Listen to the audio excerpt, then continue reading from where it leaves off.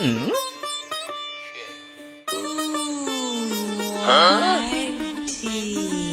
up, my gang? Welcome to Hood. നിങ്ങൾക്ക് ഇതുപോലൊരു car ഉണ്ടോ? നിങ്ങളുടെ കാറിന്റെ EMI നിങ്ങൾ 12 മാസം കൃത്യമായിട്ട് മുടങ്ങാതെ അടച്ചിട്ടുണ്ടോ?